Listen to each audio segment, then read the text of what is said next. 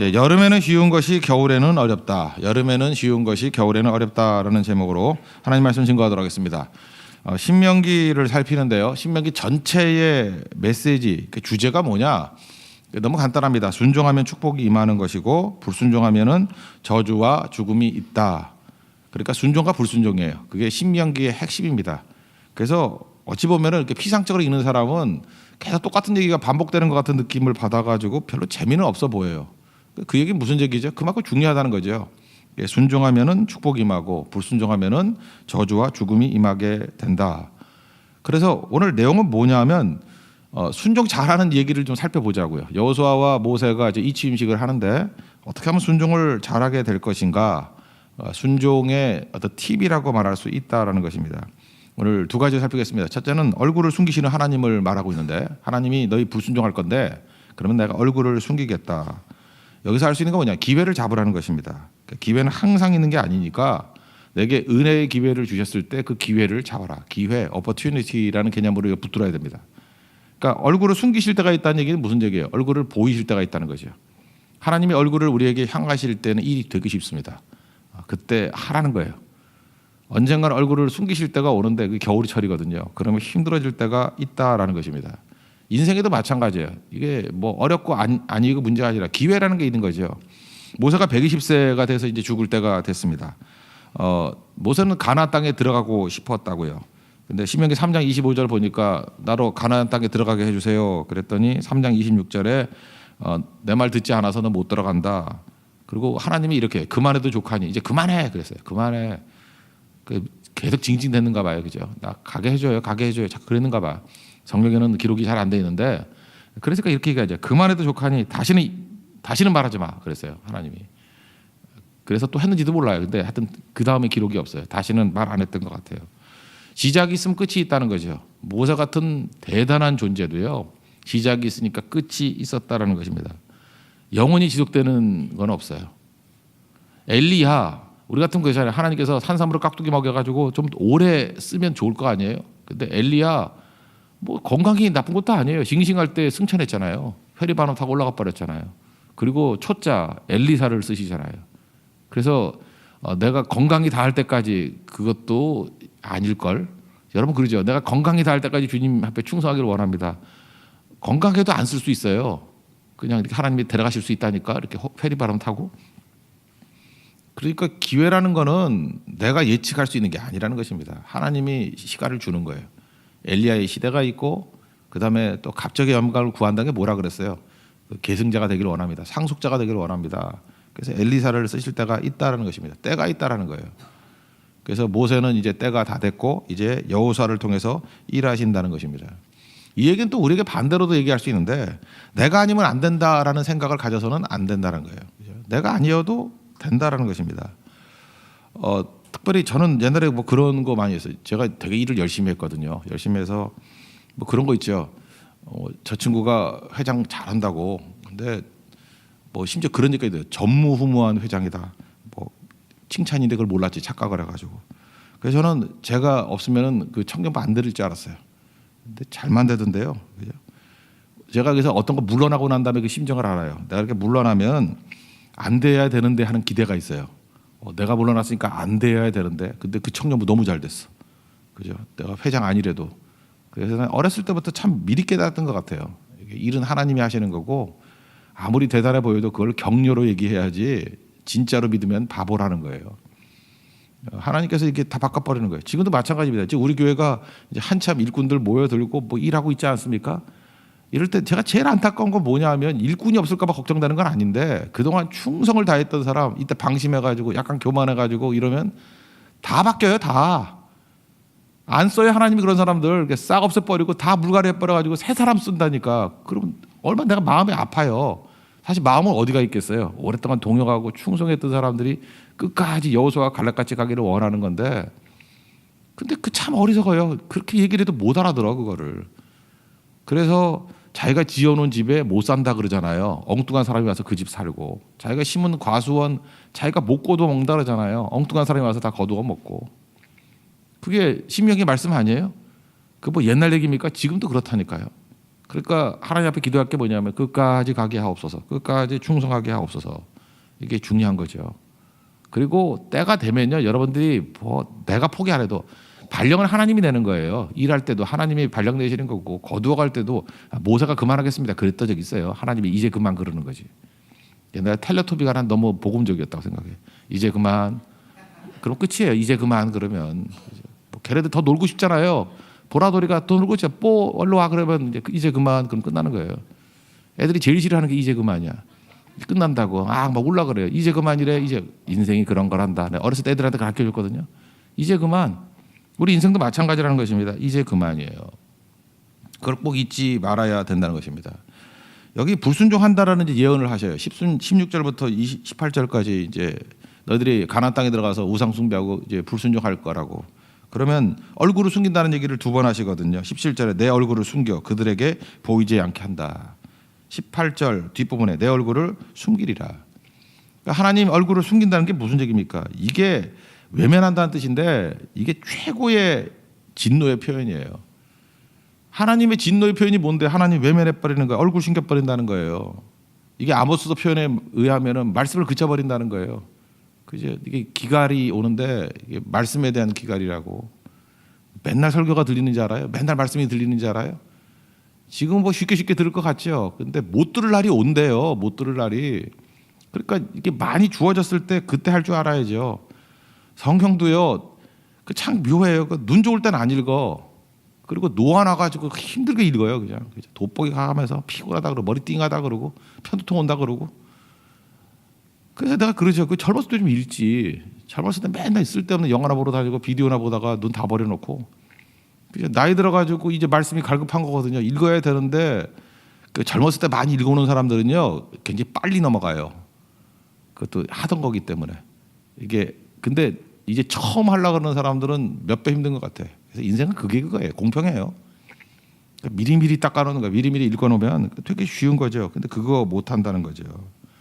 하나님이 숨으면 아무것도 안 됩니다. 그러니까 하나님이 얼굴을 비춰주실 때가 뭐예요? 지금 우리 교회가 지금 선교 같은 거 얼굴 비춰주실 때잖아요. 이제 발동이 걸렸잖아요. 이제 누가 오든 간에 새로 합류하는 사람들은 쉽게 할 수 있잖아요. 그러니까 선교 되게 쉬워 보이죠? 그냥 3일만 딱 시간 내서 가면 그냥 딱 하고 돌아오면 되는 것 같이 보이고. 우리 초창기 때 기억나요? 그게 돼요? 한 달, 두 달 준비해도요. 간오면 이상한 사람 나오고 막 난장판 돼버리고 그래요. 여기까지 오는데 엄청나게 많은 그 희생이 있었던 거거든요. 하나님께서 은혜 얼굴 비춰주실 때 지금은 이제 하면 막 열매가 들어요. 지금 각 교회들마다 보세요. 얼마나 열매가 많은지. 이제는 거기서 핍박하던 할머니 할아버지 핍박도 못해요. 왜? 여름에 또 올 거기 때문에 못해요. 그죠? 그리고 점점 친구들이 다 교회로 가기 때문에 여기서 잘못하다가 자기가 소수가 돼버리는 거야. 그 옛날엔 다수여서 막 힘내고 막 그랬었는데 지금은 이제 소수가 돼가지고 완전히 역전이 돼버리니까. 그리고 이장님들이 그런 데잖아요. 이렇게 급격하게 기독교화가 이루어지면 부작용이 있다고. 그렇게 말할 정도에 급격하게 기독교화가 이루어지고 있대 지금 급격하게. 그런 얘기잖아요. 그러니까 이게 얼굴을 비칠 때 이때는 선교가 쉽다고요. 맨날 쉬운 게 아니에요. 이게 되게 쉽네. 아니에요. 얼굴을 비춰주시니까 이게 여름이거든요. 제가 고성 갈 때마다 저는 그게 뭔지도 몰랐어요. 꼭 목사님들이 여름에 가면은 뭐 식사를 같이 하자 그러는데 어딜 가냐면 하모를 먹죠. 하모가 뭘까? 뭐 경상도 사투리 하모 뭐 이런 게 있는 것 같은 거야.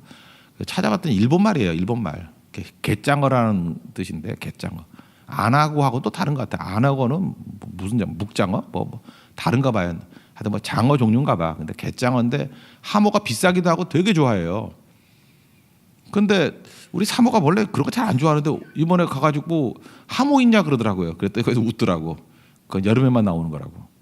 뼈가 여름철에는 말랑말랑 해가지고 먹을 수 있대요. 7월, 8월에는. 근데 지금 물론 갖다 주면 먹을 수는 있지만 뼈가 딱딱해져가지고 이빨이 부러진대요. 그래서 하모철이 있어요 거기. 하모철. 여름에는 하모 잡기도 쉽고 먹기도 쉬워요. 제가 고성 가서 느끼는 게 그거예요. 하모는 여름에는 쉬워요. 근데 겨울에는 어려워요. 하모가 주는 메시지가 있죠. 고성에 갈 때마다 하모를 생각하세요. 아무 때나 여름이 아니거든요. 그 때가 있어요. 2, 3개월. 그때만 딱 할 수 있는 게 있다고요. 그러니까 이게 때가 있을 때, 기회가 있을 때 열심히 하라는 얘기하고 똑같은 거죠.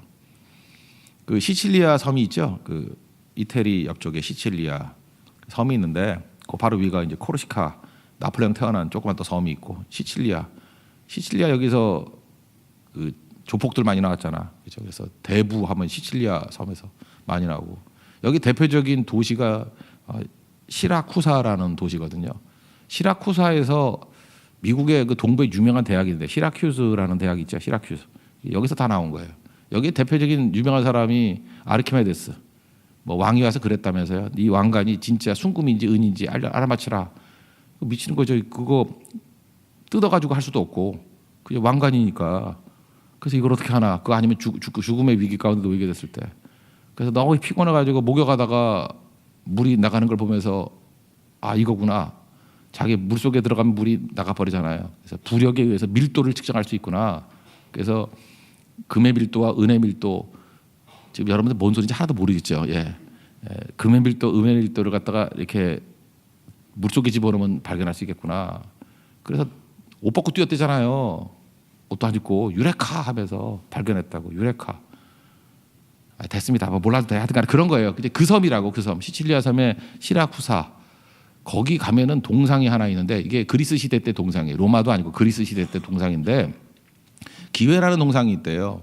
근데 앞에는 대머리고 그 동상이 앞에는 대머리고 뒤에는 앞에는 무성하고 앞에는 털이 무성하고 뒤에는 대머리고 그리고 발에는 날개가 달렸대요. 그러면서 밑에 설명이 그렇게 돼 있대요. 뭐 들어보셨죠? 기회가 앞으로 올 때는 잡기가 편하다고 무성하니까. 근데 뒤로 갈 때는 대머리니까 잡을 수가 없다고. 그리고 기회는 발에 날개가 달려가지고 왔다가 금방 사라져 버린다고. 저는 그게 의미가 있다고 생각을 합니다. 뭐 우리 믿지 않는 사람도 그러잖아요. 평생에 3번의 뭐 기회는 온다고. 근데 그 믿지 않는 사람이 얘기해요. 기회는 자주 와요. 하나님께서 우리에게 계속 기회를 주시거든요. 이 말씀 듣는 게 다 기회죠. 그때 순종하면 돼요. 기회 있을 때. 그러니까 기회 지금 내가 할 수 있는 게 있잖아요. 기도할 수 있을 때 기도하고 예배 드릴 때 예배하고 선교할 때 선교하고 헌금할 수 있을 때 헌금하고 그 아무 때나 하는 거 아니거든요. 바보들은 맨날 후회해. 뭐 그때 돈 많을 때 헌금할 걸, 뭐 시간 있을 때 선교할 걸. 맨날 이런 소리 한다고. 이제 그 얘기 듣기 싫어요. 지겨워요. 너무 들어가지고. 그러니까 나 바보란 뜻이에요. 바보는 항상 후회한다고. 왜? 기회의 속성을 모르거든. 기회예요. 기회는 앞으로 올 때 되게 쉬운 거예요. 이렇게 하나님이 얼굴 비춰줄 때 기회만큼 쉬운 게 없어요. 뭐 누구나 다 아는 것 같이 보여요. 근데 7년 풍년 다음에 7년 흉년이 있어요. 그거 알아야죠. 맨날 풍년이지 알아요? 여러분 연세 드신 분들도 아죠. 돈 벌 때 따로 있다고. 그건 돈은 금방 깨우치더라고. 맨날 버는 거 아니거든요. 그때 풍년이 있어요. 그 흉년이 있고 또 뒤집어 얘기하면 흉년만 있는 거 아니에요. 곧 풍년 와요. 근데 흉년에 제대로 대처 못했던 사람이 풍년 와도 또 흥청망청이야. 풍년의 때에는 흉년을 묵상해야 되고요. 그다음에 흉년의 때에는 풍년에 대한 소망 가져야 된다고. 그게 기회예요, 기회. 그래서 기회 붙드는 인생을 살면은 언제나 승리할 수 있다라는 것입니다. 여호와 하나님께서 우리에게 얼굴 비춰줄 때가 있습니다. 그때 일하십시오. 그래서 우리가 축도가 2가지가 있는데 고린도전서에 나오는 축도가 있고요. 고린도에서 나오는 후서에 나오는 축도가 있고 또 하나는 그 축도 중에 민수기 축도가 있죠. 우리 찬송으로도 부르는데 민수기 6장 24절 보니까 여호와께서는 내게 복을 주시고 너를 지키기를 원하신다. 그리고 여호와는 그의 얼굴을 내게 비추사 은혜 베푸시기를 원하며 이런 말씀이 나와요. 그러니까 축도 가운데 하나가 뭐예요? 여호와께서 그의 얼굴을 여러분에게 비춰줘서 은혜 베풀어 주기를 원한다. 그러니까 여러분 사업을 할 때도 여호와 하나님께서 여러분에게 얼굴을 비춰주시사 은혜 베풀어 주시기를 원한다. 그럼 다 승리예요. 근데 항상 그런 게 아니죠. 순종할 때 그런 일이 벌어진다는 거예요. 순종할 때 떠나지 않고 불순종하면 외면하신다 하잖아요. 얼굴을 돌리시리라. 그러니까 순종할 수 있을 때 계속 순종하면은 여호와가 나를 향해서 얼굴을 비춰주시는 것이 끊임없이 되겠죠. 그 주님과 동행하는 인생이에요. 그렇게 살아가는 게 신명기예요. 그러니까 기회는 3번 오는 게 아니고 평생이 기회가 될 수도 있는 인생이 있어요. 평생. 여호와의 얼굴이 비춰지는 인생. 그 은혜가 떠나지 않아요. 그런 인생들은 하나님의 축복이 임하기를 바랍니다. 그게 오늘 내용이에요. 또 하나는 이 취임식하면서 이제 뭐 간단히 얘기할게요. 강하고 담대하라 이런 얘기가 계속 나와요. 앞부분에도 보면은 뭐 6절에도 강하고 담대하라 두려워 말라 또 강하고 담대하라. 그 여호수아 1장에도 보시면 강하고 담대하라 이런 건 나오잖아요. 그것도 인사하잖아요. 강하고 담대하십시오. 그러면 여호수아 1장으로 이제 아니까 그거 갖고 한번 생각을 해봐요. 왜 모세 사후에 여호수아에게 세임 줄 때 강하고 담대하라 그랬을까요? 내가 뭐 천사 보내줄게, 군대 보내줄게 이렇게 안 하고 강하고 담대하라. 이 강하고 담대하라는 건 뭐냐면 움츠러 들어가지고 불순종하지 말라는 거예요. 그러니까 몸으로 믿으라는 거예요. 몸으로. 이 강하고 담대해야만 몸으로 일할 수 있기 때문에, 몸으로 믿을 수 있기 때문에. 그래서 몸으로 믿는 거에 대한 대표적인 게 뭐예요? 내 발바닥으로 밟는 곳 그러잖아요. 그러니까 가야 된다는 거예요. 여러분 사업을 하는 사람도 마찬가지예요. 이렇게 두려움에 빠지면 놀라고 두렵고 막 이러면요, 집 밖에 나가고 싶지가 않아. 마귀가 우리를 움츠러들게 만들어가지고 발을 다 막아 버려요. 그리고 잠수 타게 만들고, 그리고 뻔한데 사기당하는 게 뭔지 알아요? 현장에 안 가는 거야. 이상하게 갈 마음이 안 생겨. 만사가 귀찮고. 그래서 그냥 전화로 하려고 그러고 뭐 인터넷 검색해서 끝내려고 그러고, 그리고 교회도 안 오고 그냥 인터넷에서 설교 들으려고 그러고. 그렇게 다 특징이 뭔지 알아요? 그게 몸으로 안 믿는 거예요. 몸으로. 강하고 담대한 이유가 뭐냐면 몸으로 믿게 만드는 거예요. 몸으로. 왜냐하면 일은 하나님이 다 하실 거니까. God works. 하나님이 다 승리. 그러니까 강하고 담대하기만 하면 돼요. 너는. 그러니까 네가 순종할 수 있는 몸으로 믿는 모습만 되면은 내가 다 하겠다는 거예요. 근데 몸으로 안 움직이면은 발바닥으로 밟지 않으면 안 돼요. 그리고 신약에서 뭐라 그랬어요? 내가 복음을 증거하러 가는 현장마다 내가 너와 함께 하겠다고. 그러니까 몸으로 믿으라는 얘기죠. 그러니까 하나님의 임재를 이번에도 보세요. 어저께도 간증을 10명이 했는데 10명 다 좋았어요. 너무너무 은혜스럽고. 한번 시간 되면 다 들어보세요. 간증만 한번 쭉 들어보세요. 거기서 얻는 유익이 있거든요. 근데 그런 감동과 그런 눈물이 몸으로 믿지 않고 어떻게 나와요? 간증 듣고 은혜 나누겠다고요? 그건 내가 볼 때 1000분의 1도 안 돼요. 현장에서 밟았을 때 여기서 간증하는 사람들이 뭐 설교자도 아니잖아요. 뭘 그렇게 전달을 잘하겠어. 저같이 밥 먹고 맨날 하는 게 설교인 사람들이니까 전달이 요 정도인데, 그러니까 전달이 일부분이라고 생각하는 거예요. 일부분인데 저 정도면 봤을 때는 어떻을까 그런 생각을 안 해봐요. 어마어마한 일들이 있는 거죠. 그게 무슨 얘기예요? 몸으로 믿으라는 거예요. 몸으로. 그래서 강하고 담대함은 몸으로 믿으라라는 메시지다. 항구에 정박해 있는 배가 있습니다. 안전하죠. 뭐 묶어놓고 있으니까. 그렇지만 그 배를 만든 사람의 목적이 정박한 배겠어요? 아니죠. 큰 바다를 향해서 나아가서 항해하는 배겠죠. 항해하면 위험이 있죠. 풍랑의 위험도 있고, 그죠? 어떤 도적의 위험도 있을 거고, 얘네 같으면 여러 가지 위험이 있겠지만 배의 목적은 항해하는 거예요. 하나님이 여러분 만드신 목적이 뭐예요? 안전이에요? 아니에요. 항해라고. 항해할 때 내가 선장되어 줄 거고, 내가 너를 지켜줄 거고, 그러니까 항해하라는 거예요. 항해. 우리 배거든요. 교회도 배예요. 배가 왜 맨날 묶어 만나요? 부산항 가 있더니 뭐 장례도 묶여 있고 그 다음에도 묶여 있고. 내가 옛날에 어떤 선교선이 하나 있었어. 맨날 거기 묶여 있어. 그래서 왜 그러냐 그랬더니 이거 한번 움직이는데 뭐 몇백만 원씩 든대. 1000만 원 들고 막 그런데. 그래서 못 움직여. 돈이 없어 못 움직이는데. 그래서 내가 선교선의 시대는 끝났다고 생각했어. 그래서 그 선교사님들이 배 타고 움직이는 게 아니라 배로 움직이는 게 더 비용이 많이 든대요. 그래서 무슨 뭐 동남아시아 뭐 어디 항구에 메워놓고 맨날 비행기로 왔다 갔다 가더라고. 그게 무슨 선교사냐? 배가 움직이는 게 돈이 훨씬 많이 들어요. 그러니까 이제 배 타고 다니는 선교는 거의 끝난 거죠. 그 대형 배는. 그래서 그 선교 지금 없어진 것 같아요. 아시겠죠? 무슨 얘기인지. 배의 목적은 움직이는 거지 묶어놓고 있는 게 아니라고요. 우리를 하나님께서 배를 만드셨는데 왜 묶여 있어요? 움직여야지. 그래서 마귀는 계속해서 교회를 묶어놓는 거예요. 정박해 있으라는 거예요. 초대교회도 특징이 뭐예요? 그냥 예루살렘에만 교회만 묶여 있을 땐 핍박 안 했어요. 나가서 전도하고 나니까 막 핍박이 시작되잖아요. 전하지 말라고.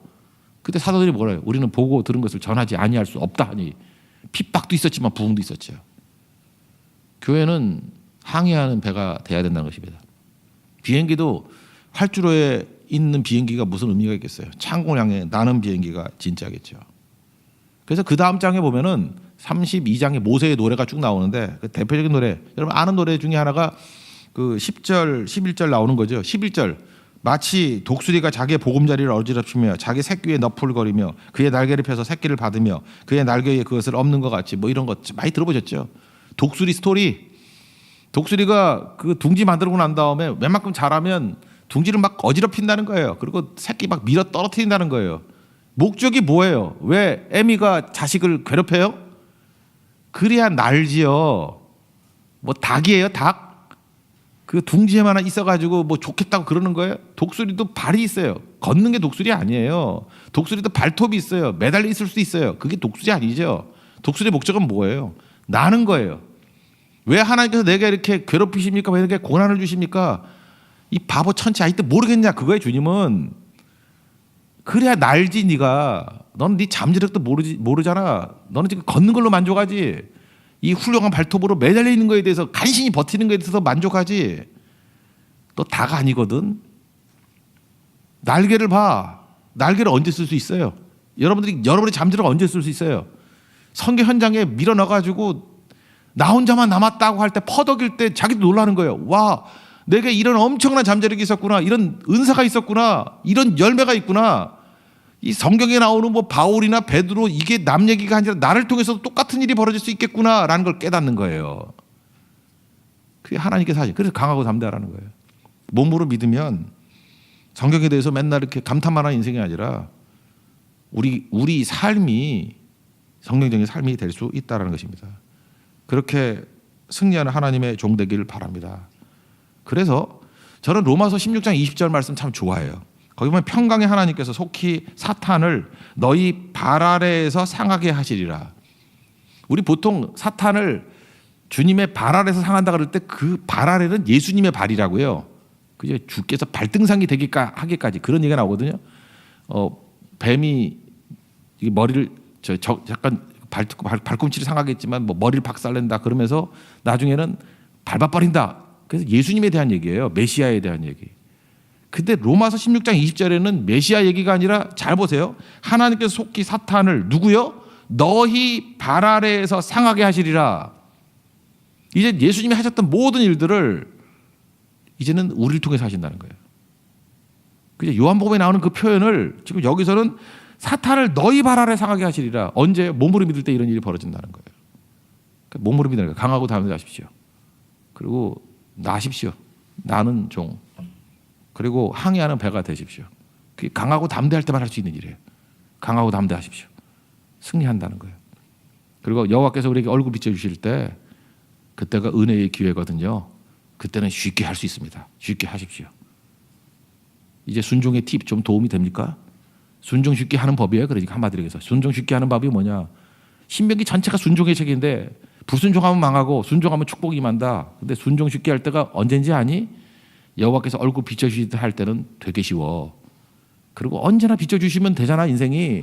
그러면 순환이에요. 순종하면 영원히 은혜를 베풀어 주셔. 그게 동행이잖아요. 항상 같이 태양하고 항상 같이 가면 항상 태양이지. 그렇지 않아요? 태양하고 항상 동행하면 항상 태양이지. 외면하니까 밤이 오는 거죠. 그게 기회야. 기회는 평생 3번. 그러니까 믿지 않는 쪼다리라는 소리예요. 우린 평생의 기회예요. 그리고 또 하나 강하고 담대하라는 거예요. 이유가 뭐예요? 그래야 몸으로 믿죠. 마귀는 우리의 잠재력을 속이려고 우리를 두려움과 염려 가운데 위축되게 만들어요. 그래서 못 가게, 안 하게, 뭐 잠자리도 불편할까. 근데 이번도 간증하는 걸 들어보니까 그 안 가게 만드는 여러 가지 시험들을 이긴 분들의 고백이더라고요. 그거를 이기고 어떻게 해서 이겼어요? 강하고 담대하게 이긴 거죠. 이기고 몸으로 갔더니 내가 독수리인지 알았더라 그 얘기예요. 요약하면 그거라고. 나 닭인지 알았더니 내가 독수리였어. 그래서 막 울잖아요. 독수리의 눈물. 나 독수리였어. 미운 새끼 독수리 뭐 미운 오리 새끼 같이 그죠? 미운 독수리 새끼예요 우리가. 우리 닭인 줄 알았거든. 여러분들 날아오르십시오. 자리에서 일어나겠습니다. 302장 찬송하겠습니다. 다시 한번 찬양합시다.